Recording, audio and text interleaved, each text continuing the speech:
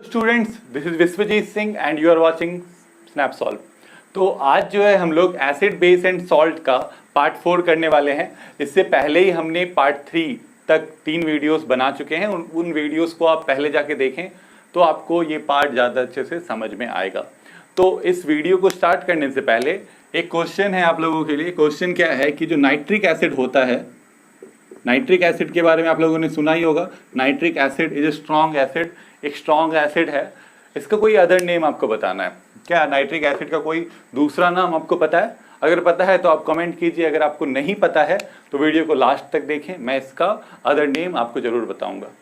तो स्टार्ट करते हैं with the first topic, exothermic effect of acid and bases. तो इसमें हम दो चीजें यहाँ पे जानेंगे कि एक्जोथर्मिक इफेक्ट, पहले एक्जोथर्मिक रिएक्शन आपने सुना होगा। एक्जोथर्मिक रिएक्शन क्या होता है? एक्जोथर्मिक रिएक्शन, एक्जो मतलब बाहर, थर्मिक यानी रिलेटेड टू हीट। जिस रिएक्शन में एनर्जी बाहर आता है, हीट एनर्जी इवॉल्व होता है, उस रिएक्शन को हम क्या बोलते हैं? एक्जोथर्मिक रिएक्शन बोलते हैं। तो एक्जोथर्मिक इफेक्ट भी कुछ वैसा ही होगा कि कहीं पे ऐसा इफेक्ट जहां पे हीट एनर्जी क्या हो रहा है, इवॉल्व हो रहा है, बाहर आ रहा है, उसी को हम क्या बोलते हैं? एक्जोथर्मिक इफेक्ट बोलेंगे। Like the first one is dilution of acid. जब हम एसिड को डिल्यूट करते हैं, इट इज एक्जोथर्मिक इफेक्ट। आपने देखा होगा कि वहां पे एक्जोथर्मिक इफेक्ट होता है, कभी किया है तो जरूर देखा होगा, नहीं तो अभी हम लोग जानेंगे इसके बारे में। जैसे एसिड को जब हम डिल्यूट करेंगे तो क्या होता है, हम लोग क्या करने वाले हैं? मान लीजिए एक बीकर में एसिड है, ठीक है, कंसंट्रेटेड एसिड है। कंसंट्रेटेड एसिड क्या होता है? एसिड इन विच, हाँ, जिसमें कि अमाउंट ऑफ वाटर जो है, अमाउंट ऑफ किससे? एसिड से कम होता है, उस एसिड को हम क्या बोलते हैं? कंसंट्रेटेड एसिड है। मान लीजिए कि एक स्ट्रॉन्ग एसिड है, हाइड्रोक्लोरिक एसिड हमने लिया हुआ है, एक बीकर में कंसंट्रेटेड एसिड है ये, इसको हमको डिल्यूट करना है। We have to dilute it, ठीक है, आपको इसको डिल्यूट करना। तो आप इसको डिल्यूट कैसे कीजिएगा? तो क्या हम क्या करते हैं, इसमें डायरेक्टली वाटर डाल देंगे, है ना? हमको क्या करना है? हमको तो सिर्फ वाटर का अमाउंट बढ़ाना है, तभी ना डिल्यूट होगा।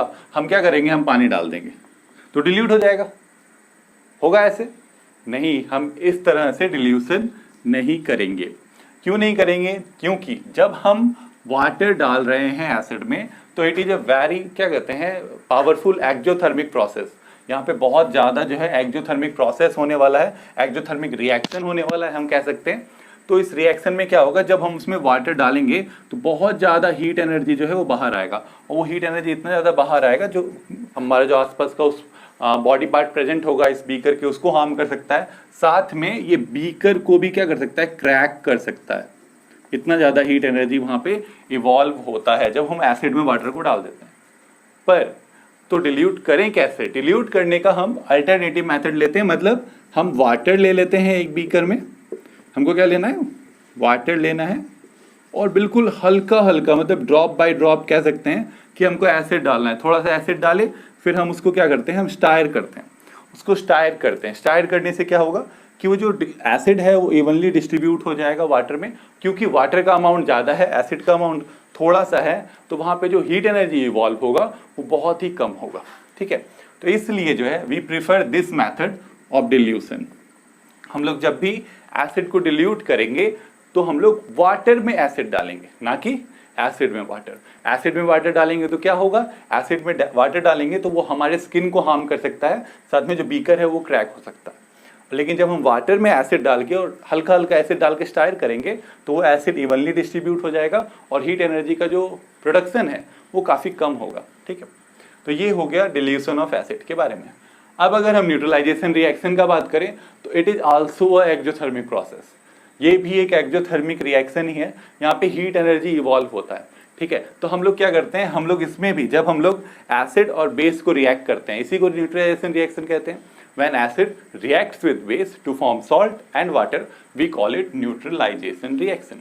एसिड बेस रिएक्ट करते हैं, एक दूसरे को न्यूट्रलाइज करते हैं। न्यूट्रलाइज करने से क्या होता है? सॉल्ट और वाटर फॉर्म होता है। एक एग्जांपल लेते हैं, जैसे NaOH एक बेस है, it is reacting with hydrochloric acid, तो क्या होगा? होगा क्या? यहाँ पे डबल डिस्प्लेसमेंट रिएक्शन होगा। Na बोलेगा OH को, I am bore with you, मैं बोर हो गया हूँ तुम्हारे साथ, मुझे एक नया पार्टनर चाहिए। Na will displace hydrogen and form a compound with Cl.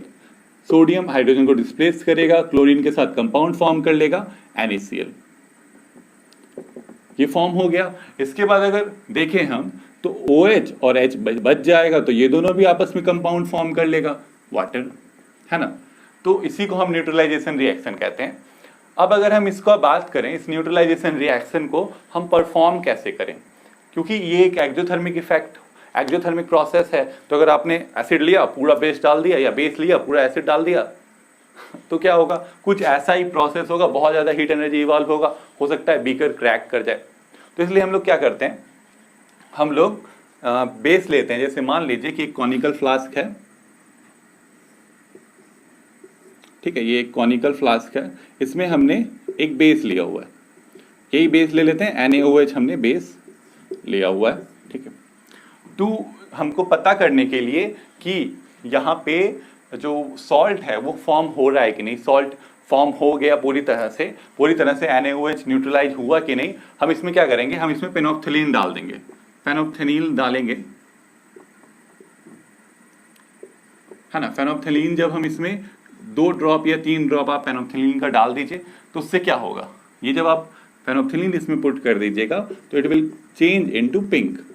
हमने पढ़ा है कि पेनोप्थलीन जो है वो एक कलरलेस सॉल्यूशन है, और जैसे ही हम उसको बेस में डालते हैं या बेस को उसमें डालते हैं तो क्या होता है, वो पिंक कलर शो करता है, मतलब वो प्रेजेंस ऑफ बेस को डिटेक्ट करते हैं इसकी मदद से।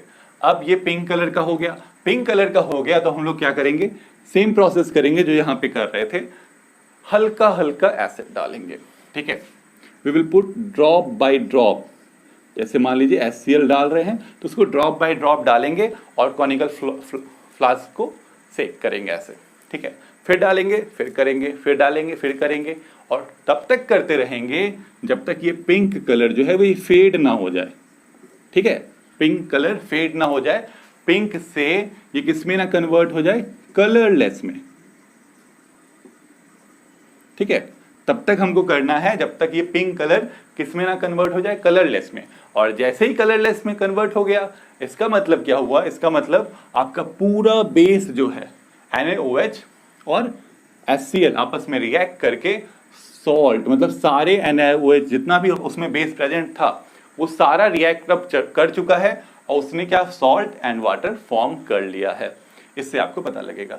तो यहाँ पे हमने जाना कि हम कैसे परफॉर्म करते हैं न्यूट्रलाइजेशन रिएक्शन या डिल्यूशन ऑफ एसिड। हमने ये क्यों जानना जरूरी इसलिए था क्योंकि दीज आर एक्सोथर्मिक प्रोसेस हैं। एक्सोथर्मिक प्रोसेस होने के कारण अगर आप इसको सही से परफॉर्म नहीं कीजिएगा तो इट कैन हर्ट यू, ठीक है। Moving on to our next topic which is dissociation of salts into ions. इसमें हम लोग क्या बात करने वाले हैं, सॉल्ट मॉलिक्यूल्स जो होते हैं उनका dissociation, they get dissociated into ions. कब डिसोसिएट होते हैं, when we dissolve it into water, जब हम उसको पानी में डिजॉल्व करते हैं। सॉल्ट क्या है, salt is an ionic compound. Salt क्या है, आयोनिक कंपाउंड है। होता है आयोनिक कंपाउंड ऐसा कंपाउंड होता है विच is formed after the formation of ions. Ions क्या होते हैं, आयंस ऐसे क्या कहते हैं, एटम्स होते हैं जिनके ऊपर चार्ज होता है, यानी चार्ज होता है। और ये चार्ज क्यों आता है, ड्यू टू लूजिंग और गेनिंग ऑफ इलेक्ट्रॉन। लूजिंग या गेनिंग से कुछ जो चार्ज आता है एटम पे, ठीक है, जिस एटम पे कोई चार्ज आ जाए due to the losing of electron और गेनिंग ऑफ इलेक्ट्रॉन, तो उसी एटम को हम क्या बोलते हैं, आयंस बोलते हैं। और उन्हीं आयंस से जो कंपाउंड बनता है उसको हम आयोनिक कंपाउंड बोलते हैं। फॉर एग्जाम्पल भी एक देख लेते हैं, जैसे हमारा अगर हम NaCl का बात करें तो NaCl is an ionic compound which is formed, कैसे फॉर्म हुआ है, सोडियम ने एक इलेक्ट्रॉन क्लोरीन को प्रोवाइड किया।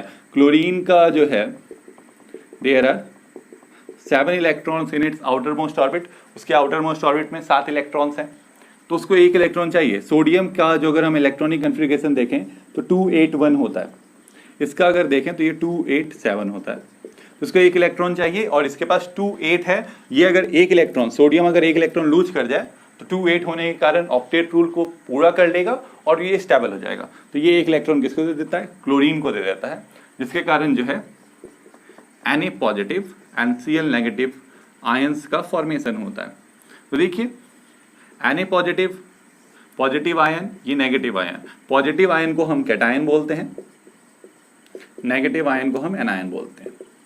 तो क्या होगा, क्योंकि opposite charges attract each other, इसलिए Na जो है Cl को अट्रैक्ट करेगा, Na positive will attract Cl negative and this will form a compound NaCl। ऐसे ये कंपाउंड फॉर्म होगा। तो ये क्या है, एक आयोनिक कंपाउंड है। All salts are ionic compound. Salts क्या होते हैं, आयोनिक कंपाउंड्स होते हैं। अगर ये आयोनिक कंपाउंड्स हैं तो क्या होगा, yes they will dissociate into ions on dissolving in water. Water में किसी भी आयोनिक कंपाउंड को जब हम डिजॉल्व करेंगे, अगर वो डिजॉल्व हो जाता है तो वो क्या होगा, वो डिसोसिएट हो जाएगा आयंस में। जैसे NaCl का ही बात करें तो NaCl will dissociate into Na+ and Cl-। NH4Cl का मान लीजिए, अमोनियम क्लोराइड का अगर हम बात करें, ammonium chloride will dissociate into NH4+ and Cl-। और कोई देख लेते हैं, potassium carbonate K2CO3 will dissociate into K+ and CO3 2-। Like magnesium sulphate MgSO4 will dissociate into Mg+ and SO4 2-, Mg2+ and SO4 2-। all will dissociate into aqueous solution। जब वो aqueous state में होंगे तब जाके वो क्या होंगे, वो डिसोसिएट होंगे। ठीक है, मतलब जब हम उसको वाटर में मिक्स करने वाले हैं, जैसे ही हम उसको वाटर में मिक्स करेंगे तो क्या होगा कि जो उनके आयंस हैं वो डिसोसिएट हो जाएंगे। मतलब वो एक तरह से कह सकते हैं कि वो ब्रेक हो जाएंगे, वो स्प्लिट हो जाएंगे।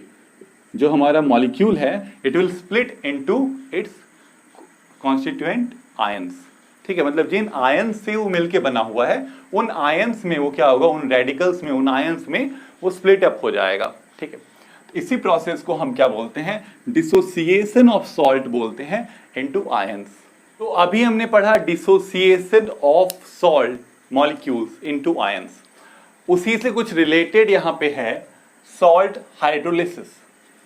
बिल्कुल वैसा ही कुछ होने वाला है यहाँ पे, जरा से एक बार देखिए। तो अगर हम किसी भी सॉल्ट का बात करें तो जो सॉल्ट है उसका जो मेटल होता है, ठीक है, मान लीजिए कि Ba एक सॉल्ट है। ठीक है, तो Ba एक सॉल्ट है तो this will be the metallic part, है ना, ये मेटल होगा, and this will be the non metallic part, है ना। या इसको हम सिंपली कह सकते हैं कि ये क्या होगा, ये कैटायन होगा, है ना, और ये क्या होगा, ये एनायन होगा। ठीक है, जो दोनों कंबाइन करके यहाँ पे सॉल्ट बनाए हैं। तो यहाँ पे अगर हम देखें तो ये जो कैटायन है, cation always comes from the base. Base से हमको कैटायन मिलता है। किसी भी सॉल्ट में जो कैटायन वाला पार्ट होता है वो कहाँ से आया होता है, बेस से आया होता है। और जो एनायन वाला पार्ट है वो कहाँ से आता है, एसिड से आता है। किससे मिलता है हमको एनायन वाला पार्ट, एसिड से मिलता है। तो अगर ये डिसोसिएट होगा, मतलब मान लीजिए Ba है एक सॉल्ट, अगर ये वाटर में हम इसको डिजॉल्व करेंगे तो this will dissociate into B+ and A-, है ना। एक्वस स्टेट में ये क्या होंगे, ये डिसोसिएट हो जाएंगे, B+ A-। तो सिर्फ क्या सॉल्ट डिसोसिएट होता है, नहीं, और कौन डिसोसिएट हो रहा है साथ में, वाटर भी डिसोसिएट हो जाता है। Water will dissociate into H+ and OH-। अब क्या हो रहा है यहाँ पे, वाटर जो है वो भी डिसोसिएट हो जा रहा है H+ एंड OH- में, विच मीन्स अब देखिए क्या होगा, ये नेगेटिव रेडिकल, ये पॉजिटिव रेडिकल, ये पॉजिटिव रेडिकल, ये नेगेटिव रेडिकल, क्या होगा, they will attract each other, है ना। अब क्या होने वाला है देखिए यहाँ पे कि आपका जो B+ है it will combine with OH- and we will get BOH। इसको क्या बोलते हैं, we will call it cation hydrolysis. और अगर हम इसका बात करें तो A- क्या होगा, A- will combine with H+ and we will get HA, right. और इसको हम लोग क्या बोलेंगे, एनायन हाइड्रोलिसिस बोलेंगे, है ना। यहाँ पे कैटायन का हाइड्रोलिसिस हुआ तो कैटायन हाइड्रोलिसिस, एनायन का हाइड्रोलिसिस हुआ एनायन हाइड्रोलिसिस। तो ये तो हो गया, हमने एक क्या कहते हैं जनरल फॉर्म, जनरल रिप्रेजेंटेशन देखा सॉल्ट हाइड्रोलिसिस का। अगर हम एक एग्जांपल लेके समझे तो आपको ज्यादा अच्छे से समझ में आएगा। जैसे कि एक सिंपल सा एग्जांपल लेते हैं NaCl का ही, है ना, कॉमन सॉल्ट, इसका एग्जांपल लेते हैं। तो अगर हम इसको डिसोसिएट करें, अभी हमने देखा इसका dissociation, then it will be dissociated into Na+ in aqueous state and Cl- in aqueous state. ठीक है, पानी में मिला रहे हैं तो डिसोसिएट हो रहा है, ऐसे रखे रखे डिसोसिएट नहीं होगा। NaCl जो है, जब हम इसको वाटर में मिक्स कर रहे हैं तो it is dissociated into Na+ and Cl-, साथ में जो वाटर मॉलिक्यूल है it is also dissociated into H+ and OH-। तो अब इस तरह से अगर डिसोसिएशन होगा वाटर मॉलिक्यूल्स का तो क्या होने वाला है, देखिए यहाँ पे जो Na है it will be attracted towards OH and this H will be attracted towards Cl, and what will form, we can say NaCl when react with water it will form Na plus OH, यानी NaOH and HCl। मतलब कि आप इस reaction से ये बता सकते हैं, हाइड्रोलिसिस ऑफ सॉल्ट इसी को कहते हैं, इससे आप ये बता सकते हैं कि वो सॉल्ट किस कॉन्स्टिट्यूएंट से बना हुआ है, मतलब वो किस एसिड और किस बेस से बना हुआ है। We can find it out through this. ठीक है, तो अब अगर हम इसको यहाँ पे बात करें तो here it is a strong base, और ये क्या है, ये भी स्ट्रॉन्ग एसिड है, ये स्ट्रॉन्ग बेस है, ये स्ट्रॉन्ग एसिड है, तो we have a neutral salt, right. कौन सा सॉल्ट बनेगा, न्यूट्रल सॉल्ट बनेगा, strong acid, strong base, neutral salt. क्योंकि हम लोग न्यूट्रलाइजेशन रिएक्शन का बात कर रहे हैं। अगर न्यूट्रलाइजेशन रिएक्शन में एसिड और बेस एक दूसरे को न्यूट्रलाइज करते हैं, ठीक है, तो जो ज्यादा स्ट्रॉन्ग होता है वो जीतता है, वो उसी के नेचर का सॉल्ट बनता है। पर अगर दोनों सॉल्ट हैं, दोनों स्ट्रॉन्ग है, एसिड भी स्ट्रॉन्ग, बेस भी स्ट्रॉन्ग, तो नो वन विल विन। तो हमको कैसा सॉल्ट मिलेगा, न्यूट्रल सॉल्ट मिलेगा। वैसे ही अगर हम किसी और का देखें, मान लीजिए कि आपका कोई दूसरा कंपाउंड हम लेते हैं, जैसे NH4Cl, ठीक है, अमोनियम क्लोराइड। अमोनियम क्लोराइड को हम वाटर के साथ रिएक्ट करा रहे हैं, एक तरह से कह सकते हैं इसका हाइड्रोलिसिस करवा रहे हैं। किसका, अमोनियम क्लोराइड का। We are hydrolysing ammonium chloride. तो देखिए क्या हो रहा है यहाँ पे, अमोनियम क्लोराइड क्या होगा, NH4+ Cl- में ब्रेक हो जाएगा। वैसे ही वाटर किस में, H+ और OH- में ब्रेक होगा कि नहीं, ब्रेक होगा। तो हमको क्या मिलेगा, अब ये प्लस वाला जो है नेगेटिव, यानी OH- के पास चले जाएगा, ये पॉजिटिव वाला नेगेटिव के पास आ जाएगा।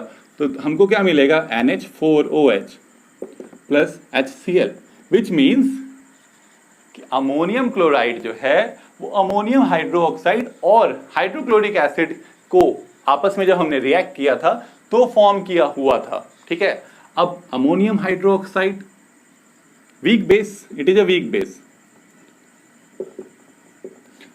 Hydrochloric acid strong acid, weak base strong acid, acid strong है। तो अगर एसिड स्ट्रॉन्ग है, acid will win the war, है ना, एसिड वॉर विल जीत जाएगा। यानी कैसा सॉल्ट मिलेगा हमको, एसिडिक सॉल्ट हमको मिलेगा। ठीक है, तो आप इस तरह से बता सकते हैं कि ये कौन सा सॉल्ट है, ये किस टाइप का सॉल्ट है, एसिडिक है, बेसिक है, न्यूट्रल है। कैसे बताएंगे हम उसके जिन बेस से और जिस एसिड से बना है उसका निकाल लेंगे पहले बाय हाइड्रोलाइसिस करके हम बता देंगे कि ये इस एसिड और इस बेस से बना है। अगर इस एसिड इस बेस से बना है, दोनों में से जो स्ट्रांग होगा वो वॉर जीत जाएगा, उसी के नेचर का सॉल्ट बन जाएगा। अगर दोनों स्ट्रांग है तो कोई नहीं जीतेगा, न्यूट्रल नेचर का सॉल्ट मिलेगा। चलिए एक और एग्जांपल लेते हैं। तो मान लीजिए पोटेशियम कार्बोनेट हम लेने वाले हैं, तो फर्दर ये ब्रेक होगा। पोटेशियम कार्बोनेट को अगर हम करेंगे तो K+ और CO3- में 2- में ब्रेक होगा। ठीक है, दो पोटेशियम है। तो अब देखिए क्या होगा, और वाटर के साथ अगर हम इसको करवाएंगे रिएक्शन तो वही H+ OH-, तो positive will attract the negative part, ये दोनों एक दूसरे को अट्रैक्ट करेगा, ये दोनों एक दूसरे को अट्रैक्ट करेगा, we will get KOH, potassium hydroxide. Potassium hydroxide मिलेगा हमको, और साथ में क्या मिलेगा, कार्बोनिक एसिड H2CO3। अब देखिए यहाँ पे potassium hydroxide is a strong base and it is a weak acid. Acid weak है, बेस स्ट्रॉन्ग है, जो स्ट्रॉन्ग है वो जीतने वाला है। यानी कि ये कौन सा सॉल्ट है, it is a basic salt, ये बेसिक सॉल्ट है। तो ये तो हमने पढ़ा सॉल्ट हाइड्रोलाइसिस के बारे में। अच्छा, हमने ये तो पता लगा लिया कि एसिड न्यूट्रल है, एसिडिक है, बेसिक है। क्या कोई एक्सपेरिमेंट है जिसकी मदद से हम ये पता लगा सकते हैं? Yes, we can find it out. Let's do the experiment. अब एक्सपेरिमेंट में हम लोग क्या कर रहे हैं, एक्सपेरिमेंट में हम लोग 3 बीकर्स ले रहे हैं, ठीक है। 3 बीकर ले रहे हैं, तीनों में हमने पानी डाल दिया, ठीक है। टेस्ट कर लीजिए वाटर है कि नहीं। कैसे टेस्ट करेंगे, हम लोग यूनिवर्सल इंडिकेटर को उसमें डिप करके देखेंगे। यूनिवर्सल इंडिकेटर जब हम उसमें डिप करेंगे और देखेंगे, अरे इसका कलर तो ग्रीन आया, ग्रीन आया मतलब ये जो तीनों है ये क्या है, ये न्यूट्रल नेचर के हैं, ठीक है, मतलब ये वाटर है, ठीक है। यूनिवर्सल इंडिकेटर ग्रीन कलर कब देता है, जब न्यूट्रल नेचर का सब्सटेंस होता है, वाटर होता है। हमने ये पढ़ा है पिछली वीडियो में। अगर आपने वो वीडियो नहीं देखी तो प्लीज़ उसे देखें, तो अभी आपको ये ज़्यादा अच्छे से समझ में आएगा। अगर हम यहाँ पे देखें कि ये न्यूट्रल नेचर का है, वाटर है, ठीक है, इसमें हमने यूनिवर्सल इंडिकेटर डिप किया तो ये तो ग्रीन था। अब हम लोग एक एक करके तीनों बीकर में क्या डालेंगे, सॉल्ट डालेंगे। जो तीनों सॉल्ट अभी हमने यहाँ देखा उन्हीं को डाल के देखते हैं। तो चलिए स्टार्ट करते हैं। सोडियम क्लोराइड जब हम इसमें पुट करेंगे, हम सोडियम क्लोराइड डाल दिए, किसमें डाल दिए, वाटर में डाल दिए, स्टायर किए, पूरा मिक्स हो गया। इसके बाद फिर से हमने यूनिवर्सल इंडिकेटर उसमें डिप किया। यूनिवर्सल इंडिकेटर डिप किया तो फिर देखते हैं, अरे तो ग्रीन कलर का ही रह गया। ग्रीन कलर का रह गया मतलब वो अभी भी न्यूट्रल नेचर का है ना। यानी कि sodium chloride is a neutral salt. यही ना अभी मैंने बात की कि जब वी हैव स्ट्रॉन्ग बेस, जब हमने सोडियम क्लोराइड का हाइड्रोलिसिस किया तो वी हैव फाउंड कि सोडियम हाइड्रोक्साइड और हाइड्रोक्लोरिक एसिड मिला तो दोनों स्ट्रॉन्ग है तो वो न्यूट्रल नेचर का होगा। ये तो थ्योरेटिकल हमने बताया, यहाँ पे हमने एक्सपेरिमेंट करके भी देख लिया कि NaCl तो न्यूट्रल है। चलिए आगे बढ़ते हैं। आगे हम लोग क्या कर रहे हैं, NH4Cl को डिप कर रहे हैं, किसमें, मिक्स कर रहे हैं, वाटर में डाल दिया NH4Cl, मिक्स किया अच्छे से। मिक्स करने पे पता लगा कि पूरी तरह से डिजॉल्व हो गया। जब वो डिजॉल्व हो गया NH4Cl अमोनियम क्लोराइड, जब वो डिजॉल्व हो गया तो फिर हम क्या करेंगे, यूनिवर्सल इंडिकेटर को डिप करेंगे। यूनिवर्सल इंडिकेटर डिप किए तो जब निकाले बाहर कि तो येलो इस कलर का, तो हमको कैसा मिला यूनिवर्सल इंडिकेटर, इस केस में तो ग्रीन ही रह गया, पर इस केस में वो क्या हो गया, येलो कलर में चेंज हो गया। येलो कलर यानी कि इसका पीएच जो है वो 7 से कम है, बिटवीन 5 to 6 पीएच लाई कर रहा है ना। हमने ये पढ़ा है पिछली वीडियो में। येलो कलर का मतलब है कि वो एसिडिक नेचर का है ना। पीएच अगर 7 से कम है तो एसिडिक नेचर का है, येलो कलर वही शो करता है। इसका मतलब जो हम यहाँ पे थ्योरी में पढ़ रहे थे कि अमोनियम क्लोराइड एसिडिक नेचर का है, ये तो एक्सपेरिमेंट करके भी एसिडिक ही निकला। अब लास्ट वन, ठीक है, फिर से हम वाटर में क्या डालने वाले हैं, एक सॉल्ट डालने वाले हैं जो कि है पोटेशियम कार्बोनेट। पोटेशियम कार्बोनेट को हम डाल देते हैं, ठीक है। यहाँ पे पोटेशियम कार्बोनेट को हम इसमें डाल रहे हैं, डाला, उसको स्टायर किया, अच्छे से स्टायर किया, मिक्स हो गया, डिजॉल्व हो गया। डिजॉल्व होने के बाद हम लोग क्या करेंगे, डिजॉल्व होने के बाद फिर से यूनिवर्सल इंडिकेटर डिप करेंगे। और जब आप यूनिवर्सल इंडिकेटर वहां डिप कीजिएगा और उसको देखिएगा तो वहां पे आपको ब्लू कलर देखने को मिलेगा। कैसा कलर देखने को मिलेगा, ब्लू कलर देखने को मिलेगा, हल्का हल्का डार्क ब्लू। ब्लू कलर कब से होता है, जब हम 7 से आगे बढ़ते हैं पीएच स्केल में, है ना। हमने पढ़ा था ग्रीन जो है 7 का ग्रीन है, उसके बाद स्काई ब्लू, फिर डार्क ब्लू, फिर पर्पल आता है, फिर डार्क पर्पल, ऐसे करके जो है पीएच स्केल पे कलर चेंज होते हैं।